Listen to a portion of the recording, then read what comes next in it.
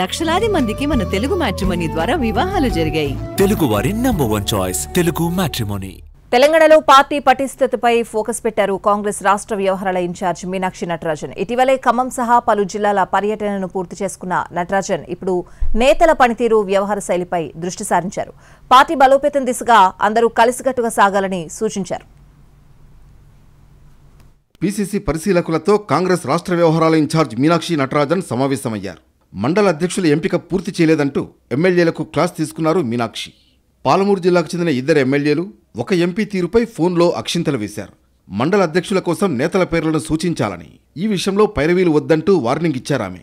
దీంతో మండల అధ్యక్షులుగా కొందరు పేర్లను సూచించారు నేతలు. ఇటీవలే ఉమ్మడి ఖమ్మం, మహబూబాబాద్ పార్లమెంట్ నియోజకవర్గాల వారీగా ఆమె సమీక్ష జరిపారు. ముఖ్యంగా మంత్రులు, ఎమ్మెల్యేలు, ఇతర సీనియర్ ప్రజాప్రతినిధులతో చర్చలు జరిపారు.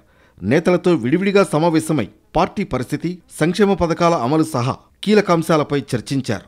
ఇదే సమయంలో ఆమె గత ఇన్ఛార్జీలకు భిన్నంగా క్షేత్రస్థాయిలో పర్యటనలు చేయడంతో మొదట్నుంచి పార్టీని అంటిపెట్టుకుని పార్టీ జెండా మోసిన కార్యకర్తల్లో భరోసా నింపారు.